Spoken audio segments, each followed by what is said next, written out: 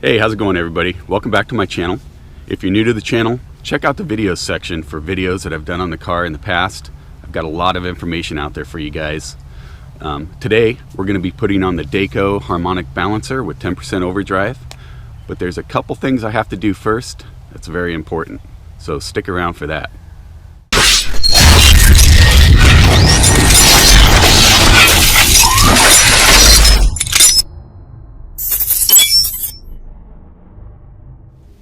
So before you disconnect the negative terminal on the battery to work on the car, crack the door open. That'll make the window drop. Do it on the passenger side as well, and then disconnect the battery. That way, when you get in and out of the car, the windows are already down. Now, if you don't want to crack the doors, you can drop the windows, but I like doing it this way because there's just enough of the seal left to seal up against the glass to keep bugs from getting in your car and dust. So that's why I like doing it this way. Almost forgot, before I close the trunk lid, I throw a rag over the latch so the lid won't lock. Otherwise, I'll be crawling through the back seat pulling on my release to be able to reconnect my battery.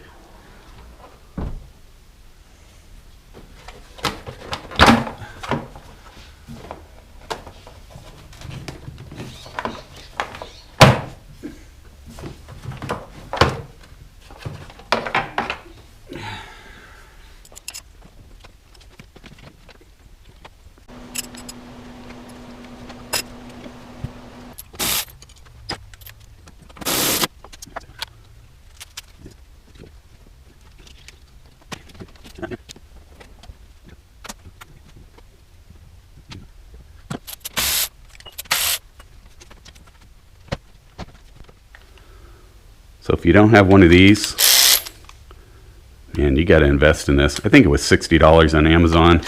Came with an extra battery and a charger, lithium ion.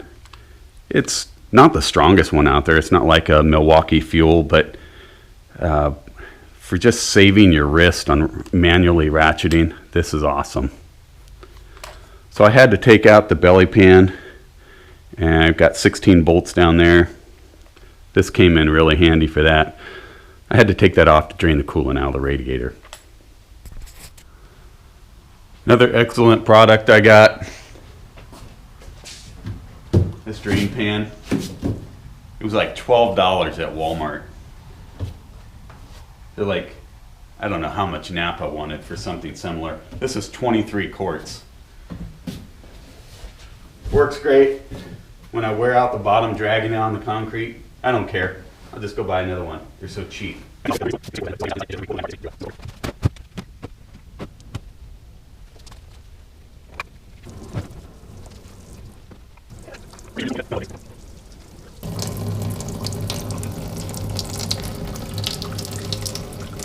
of splattering around.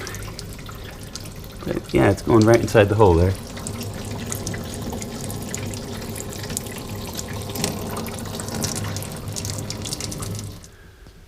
Another nice thing about that drain pan is on the stock height Camaro, it just clears.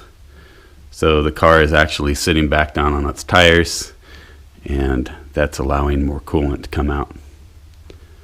But it just barely fits. I can still move it.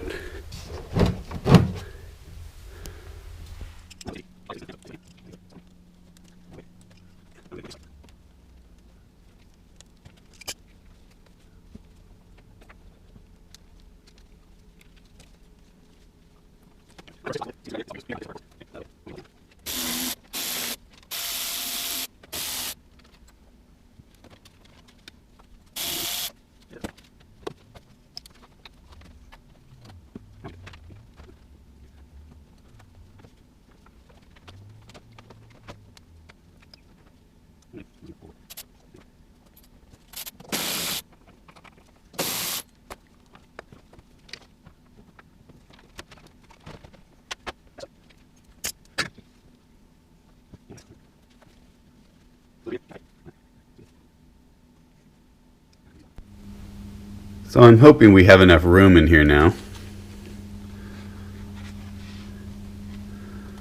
Gonna have to get the damper bolt off, but I still have to contend with the air conditioning belt. If any of you have done the air conditioning belt on this engine before, you'll know that it's a stretch fit. There is no adjustment that you can slack out to get the belt off. You either cut it off or you stretch it off. That's a brand new belt. I'm going to see if I can stretch it off by rotating the engine and pushing it toward the back of the damper. And if that doesn't work, I'll have to cut it. Something to keep in mind when you're rotating the engine. On the LSA, LS engines, normal rotation is this direction. You don't ever want to run the engine backward. You would have a lot of hard issues to deal with if you did that. So always rotate it this way. Set the wrench to tighten. Make sure the car is out of gear and that the car can't start. And then you can rotate that. I'm trying to rotate this to get the air conditioning belt to drop into the back of the pulley so I can get the pulley off, and then of course I can get the belt off. But I decided to take this idler assembly off to try to get better access to the belt. Might have to come off anyway.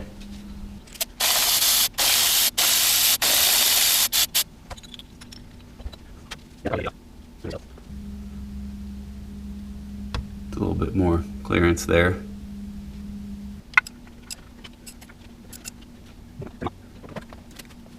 So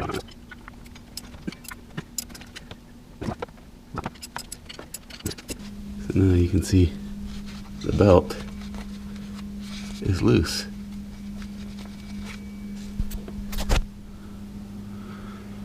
So now that the car is in gear, it's in fourth gear. Now I got to get an impact and impact that crank bolt out. Just make sure that the car is in gear or you have the flywheel pinned, because you're going to be rotating this the opposite of normal direction. And I'm pretty sure if you spun it enough in the opposite direction that, well, one thing, you could cause problems with your oil pump not being primed anymore. That may or may not be true, but I'm not willing to take a risk on it. This bolt right now is at 235 foot-pounds is what I tightened it to. It's an ARP bolt, so I got to go get an impact.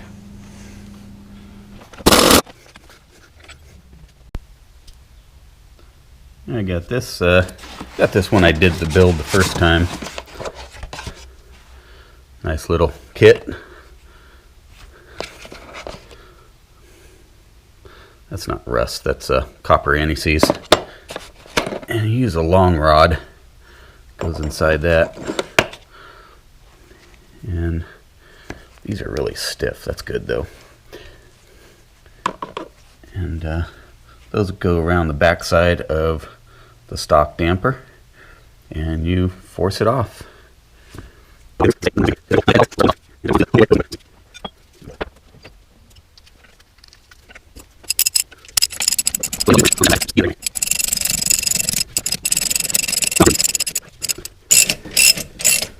coming off really easy.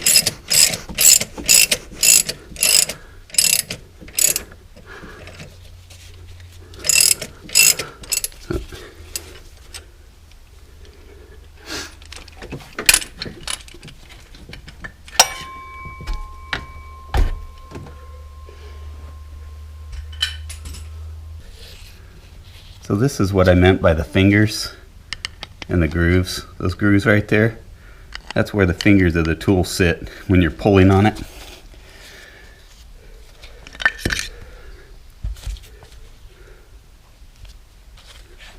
So now I'm going to get the Dayco out and measure it against the hub and also the height and make sure that we're good. Okay, so I got the oil seal out. You can see right there I drilled a small hole in it, just enough to pierce the seal. And then I put a Phillips head screw in it and use the screw to help pull it out. Just be careful you don't mar the surface by drilling too far. You only need to poke through the seal. So that's what I did. A seal removal tool probably would have been better, but I don't have one. So here's the old one, obviously, the new one. I did measure the ID, they're both the same. And I'm setting them on the hub end because the service manual tells you that there's a height that it has to be when it's finished. But what I am checking is to make sure that with that against the wood that the serpentines are lining up. And they look pretty good. If it's off, it's not off by much. I mean, we're talking very little. The height is a little bit different. Actually, I don't know. I think it just might be the bench is a little off. It is wood. If I put the height there, the peaks of the serpentines of the grooves are right on. So I think we're good there. This belt looks good, and this one looks good. So I think this thing's going to work great. I'm going to check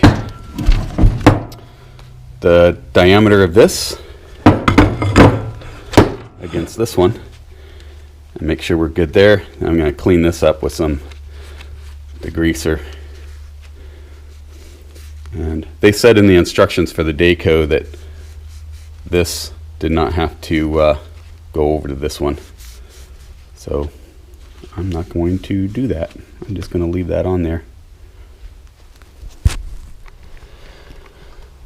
I wanted to show you guys the old seal. So I bought this online. Came in an AC Dayco bag.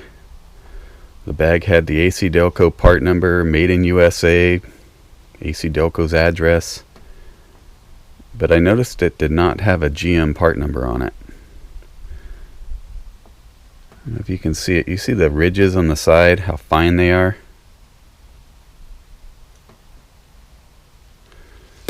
Now this is the real one. I got this at the dealer. It's made by National. It says National right there. And it has the GM part number in raised boss. Same part number that I saw in the bag. And it's got some other numbers in there too. Not sure what those are. It says USA on it. You know, so ridges on the side are a little bit bigger. So the other one was a fake.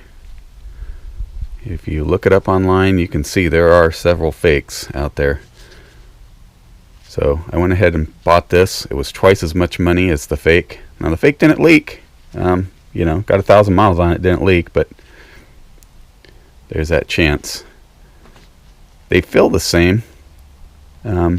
Even constructed the same. So I don't know. Maybe the fake was a National too, but it didn't say so. Well, this one's going in. So beware of counterfeits, people. So I got this. It's a timing cover alignment tool from SackCityCorvette.com. They're about $37. It's a dual purpose. So the whole idea is when you have the timing cover, when you're getting ready to put it on, you would set this into the timing cover, kind of pops in with that O-ring, and then you put the timing cover over the crankshaft and it lines up the center line of the timing cover with the center line of the crankshaft. So it's not side loading your seal. Now, I'm going to go ahead and just install the seal, and you do that by flipping this over on the back side and use this side as the seal installer. Smack it with a mallet. I'll show you that in a little bit. And set the seal. So the first time I saw this, it was a little bit confusing. It said, do not lubricate the oil sealing surface. Do not use a crankshaft front oil seal. Again, well, obviously we don't going to do that. but then it's like, oh yeah, lubricate the outer edge of the oil seal with clean engine oil. So they just don't want you to lubricate the inside where the hub of the damper goes. They do want you to lubricate the outside so it'll press in nice and smooth and easy and even. So it's important to have even pressure on it.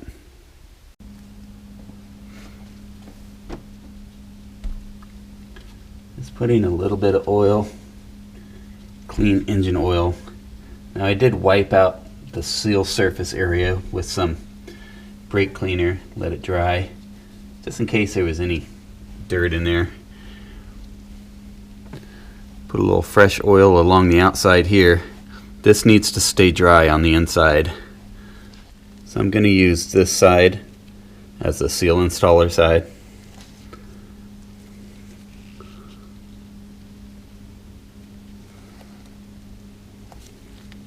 Just going to hold it there.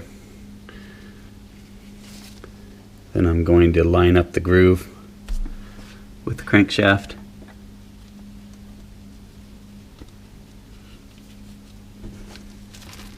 It should tap in.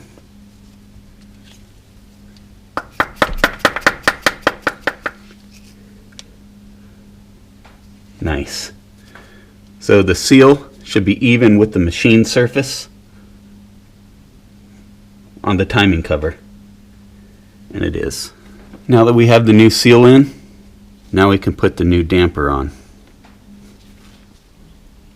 So I'm going to clean this with brake clean to make sure all the rust preventative that they put on there is off, along with inside here.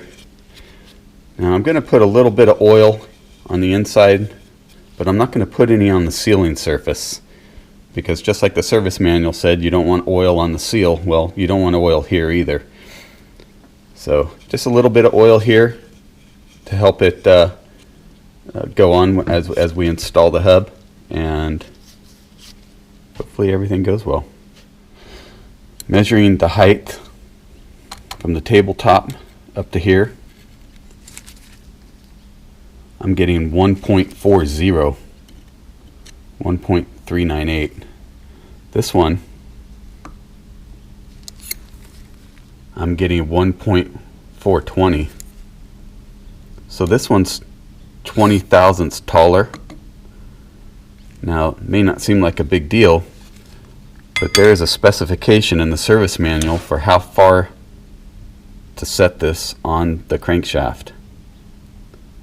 So I'm a little concerned about that. Maybe it's nothing because once the bolt's in there, I mean the bolt's in there, but it does have the specification, so I want to go look at that. So once again I'm in the service manual. This is volume 3. Page 9-1910. So this is a spec I was talking about. You can see the damper, and this is a spec they're saying there should be a gap there. So that gap is going to change because my damper is actually 20 thousandths taller this way.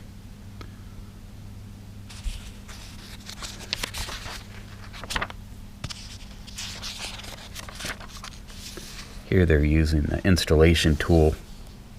I don't have that. I've got something else. It worked the last time, so that's what we're going to use.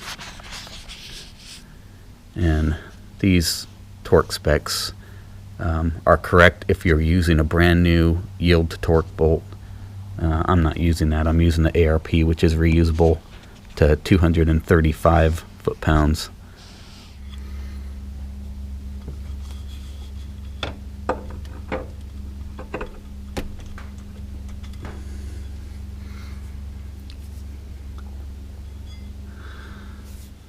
I got this assembly here. So it's got a welded nut on the end for tightening, and then this nut here, this is actually going to do the forcing.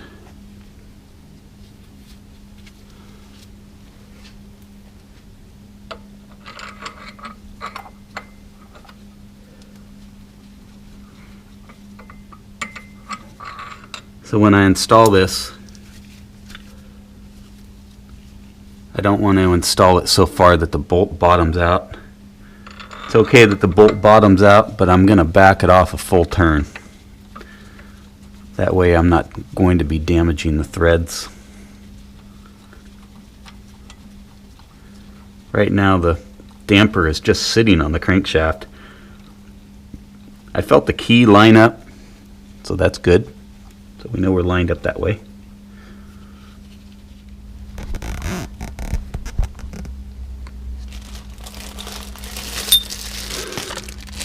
So that's the old crank bolt. Some guys would just put this in there and, you know, buzz this down with the torque wrench or with an impact. The problem with that is if you don't have enough threads on the inside of the crank, you can actually strip the threads out on the crank. That's the whole point of having this long bolt bottom out, is you have all those threads inside the crank to prevent it from stripping. Then you tighten down this nut that's against the washers to pull the damper along the crankshaft. If something's going to go wrong, it's going to be this nut hurting these threads on the forcing bolt. If that happens, this whole thing can just spin right out. So there's no chance of damaging the crankshaft. The problem with it, because this pulley is here, this tool was really meant for a 2-pulley setup, not 3. So this is kind of in the way. So if you have a swivel head, it would probably work better. I found that this crescent wrench fits just enough, and it fit just enough on the stock one too, to turn that nut to slowly and surely tighten this up.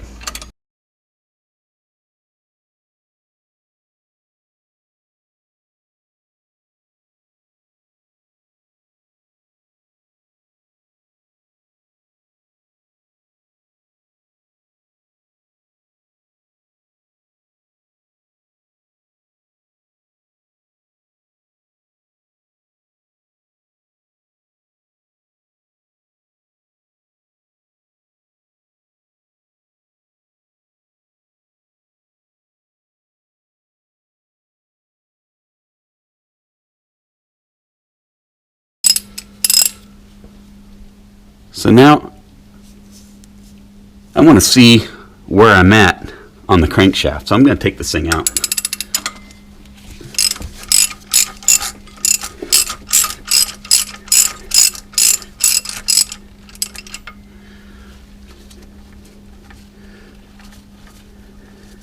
Just see how far I have left to go.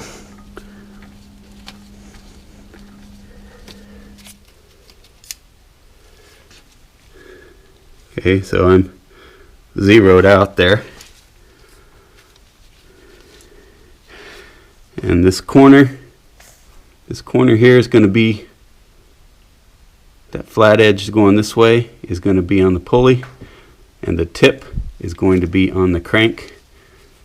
And we're going to measure the height, and then we're going to go back to the book.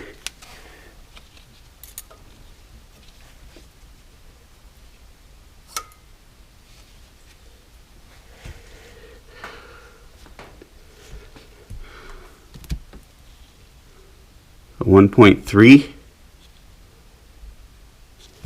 Let's do it again.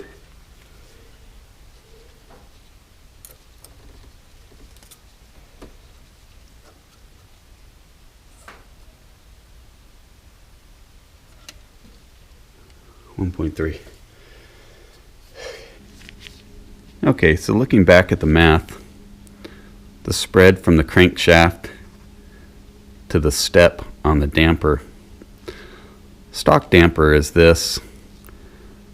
Our height here on this step was 30 thousandths more on the Dayco. So we need to add that to each of these values. We get 0.124 to 0.206. I just measured, and we're 0.133. So that falls within this range. So we're good. We're ready to put our bolt back on. So I cleaned up the ARP bolt. These are reusable. Also with this washer. And now I'm going to put on the ARP fastener assembly lube. So it gets generously coated on all the parts.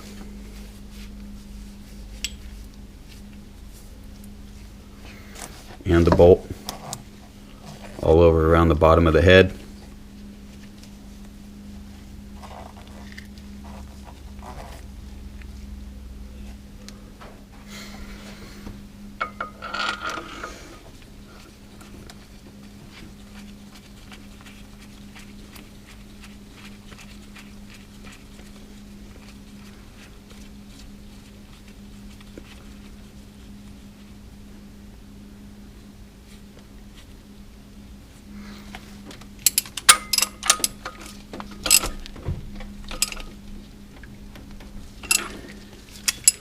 So I've got my torque wrench.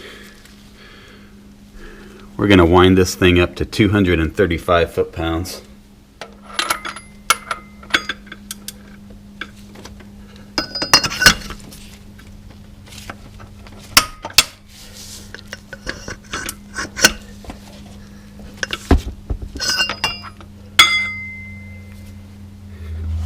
We got that on.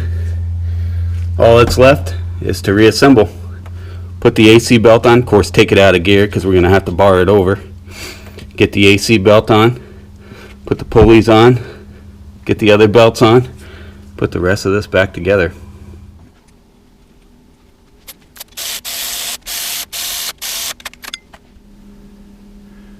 Tighten down to 43 foot-pounds. Right now I'm looking for the torque on that. There it is, right there. 16 foot-pounds. Right there.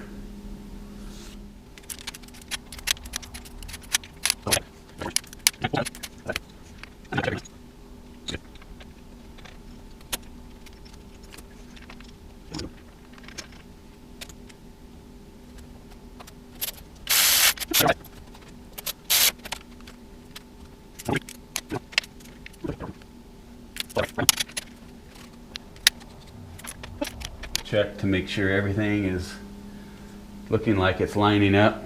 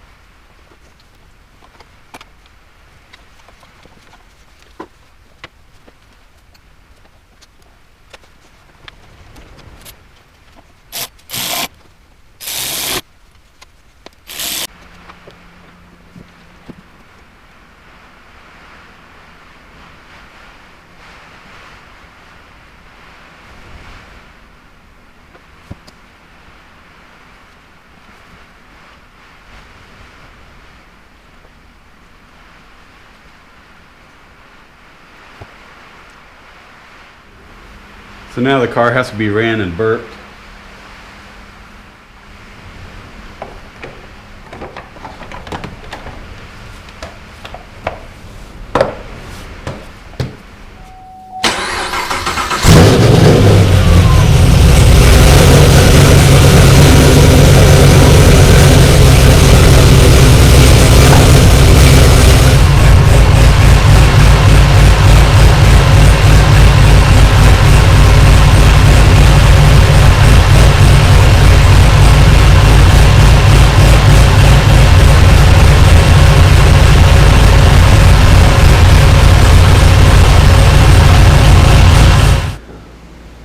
Alright, so I let it come up to temperature, get all the air out.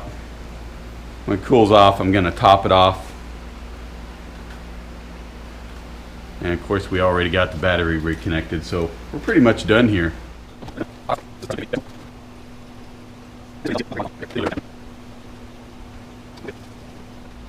So we are finished. Got everything done, got the system burped, and all we have to do is put a tune in the car for the added overdrive. Gonna jack it up, put the belly pan back on, and call it done. So thanks for coming out, watching my video, and hope you learned something. And I know I did. Learned all kinds of things. So we'll see you on the next one. Thanks for stopping by.